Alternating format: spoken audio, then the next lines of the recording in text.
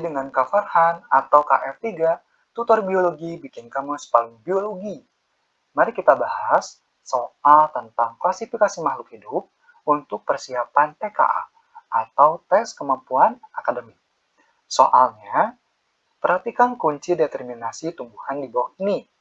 Urutan kunci determinasi untuk tumbuhan di samping adalah tips untuk mengerjakan kunci determinasi. Adik-adik kenali gambar yang ada di soalnya, baik tumbuhan atau hewan tersebut. Nah, di sini ada gambar tumbuhan, dan ini merupakan tumbuhan ginkgo biloba.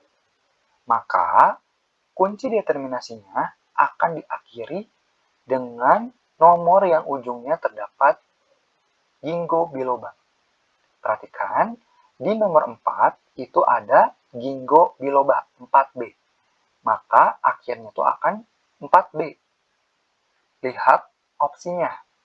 Yang ujungnya bukan 4B, kita eliminasi karena itu bukan jawabannya. B, C, dan E kita coret. Kita fokus ke opsi yang A dan D. Ginkgo biloba itu termasuk kelompok tumbuhan Gymnospermae. Nah, kalau misalnya Gymnospermae, maka dia itu tumbuhan berbiji dan berbiji terbuka. Lihat poin 1. 1 itu ada berkembang biak dengan spora, kemudian ada berkembang biak dengan biji. Nah, yang spora itu tidak mungkin dilakukan oleh ginkgo biloba, karena spora itu contohnya tumbuhan lumut, tumbuhan paku. Jadi yang A kita eliminasi, kita pilih 1B. Jika adik-adik memilih 1B, maka lihat titik-titik di ujungnya terdapat angka. Maka lanjut ke nomor 3, tidak ke nomor 2. Jadi nomor 2 di skip, langsung ke nomor 3. Gymnospermae berarti berbiji terbuka. Maka pilihannya 3A. Setelah memilih 3A, kita lanjut ke nomor 4. Di nomor 4 ada yang ujungnya nama ginkgo biloba, maka otomatis 4B. Jadi untuk soal ini jawabannya itu ada di opsi yang A, 1B, kemudian dilanjut dengan 3A, dan dilanjut dengan 4B. Kita lanjutkan ke nomor 2, perhatikan gambar filogeni di bawah ini. Pohon filogeni tersebut menunjukkan hubungan kekerabatan dari 6 hewan.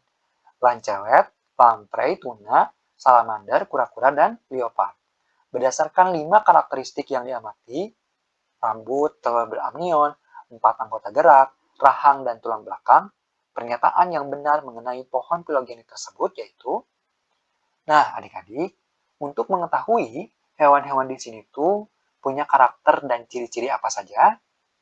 Nah, adik-adik cek jika karakter atau ciri-ciri tersebut berada di bawah garis ruas hewan tersebut, maka hewan itu tuh punya karakter yang di bawahnya, jadi bukan yang di atasnya.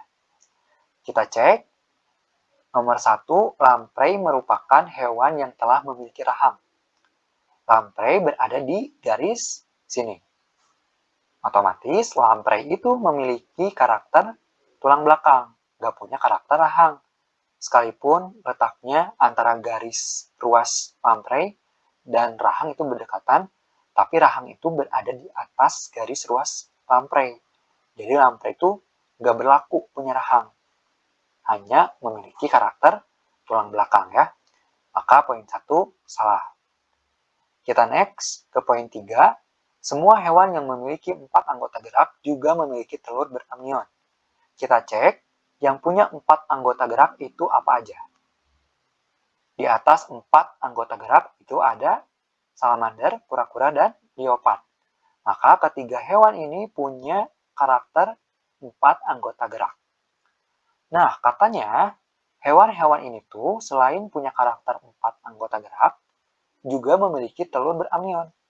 Ini salah ya, karena yang memiliki karakter telur beramnion itu kura-kura dan leopard. Sedangkan salamander itu garisnya di bawah karakter telur beramnion. Jadi salah. Kemudian nomor 4, Semua hewan di samping merupakan hewan yang telah memiliki tulang belakang. Katanya ini semua hewan tuh punya karakter tulang belakang. Nah, karakter tulang belakang ada di sini. Di bawahnya itu ada garis lancelet. Maka lancelet itu dia nggak punya karakter ini semua. Dan juga secara teoritis, lancelet itu invertebrata ya. Tidak memiliki sumsum tulang belakang. Jadi ini salah. Nomor 5, hewan yang memiliki telur beramnion yaitu salamander, kura-kura, dan leopard. Nah, ini tadi udah dibahas. Jadi yang punya telur beramnion itu hanya kura-kura dan leopard. Salamander itu enggak ya. Maka untuk soal nomor 2, pernyataan yang benar itu ada di poin 2. Leopard adalah satu-satunya hewan yang memiliki semua karakter. Karena lihat, leopard itu ada di ujung. Sedangkan karakternya semua di bawah ya. Jadi betul. Kita next ke nomor 3. Perhatikan pohon filogeni di bawah ini. Pernyataan yang sesuai dengan gambar adalah A. Mustelidae lebih dekat kekerabatannya dengan Felidae dibanding dengan Canidae. Kita lihat apakah benar. Mustelidae lebih dekat kekerabatannya dengan Felidae dibanding Canidae. Salah ya, karena Mustelidae dan Felidae berada pada clade yang berbeda. Nah, sedangkan Mustelidae dan Canidae itu berada pada clade yang sama. Maka, untuk opsi yang A itu salah. Kita next ke C. Taxidae lebih dekat kekerabatannya dengan Panthera dibanding dengan Lutra. Panthera itu kekerabatannya lebih dekat dengan Taxidae dibanding Lutra. Salah, karena yang jauh lebih dekat itu antara Taxidae dan Lutra. Karena klaimnya sama. Kalau ini beda ya, maka C salah juga. Yang D, Canis latrans memiliki genus yang sama dengan Lutra-Lutra. Ini coba lihat, salah ya, karena genus itu berada pada kata awalnya. Ciri genus itu kata awalnya sama.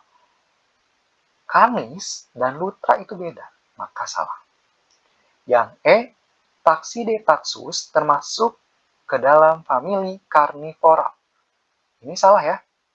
Taxidae taxus memang karnivora, tapi karnivora itu bukan famili, tapi ordo.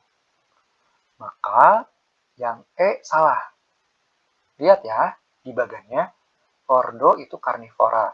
Famili ada Felidae, Mustelidae, Canidae ya. Genus itu yang sebelah sini, spesies itu udah muncul kata berikutnya setelah kata awalnya. Dan famili itu ada tipsnya ya, untuk mengingat bahwa, oh itu famili, ada ae-ae di belakangnya. Maka untuk jawaban ini ya, opsi B. Mustelidae lebih dekat kekerabatannya dengan Canidae dibanding Felidae. Mustelidae lebih dekat kekerabatannya dengan Canidae dibanding Felidae. Betul ya, karena berada pada clade yang sama. Oke, mudah kan? Jangan lupa like and share ke teman-teman kamu. Sampai jumpa di pertemuan biologi berikutnya. Dadah!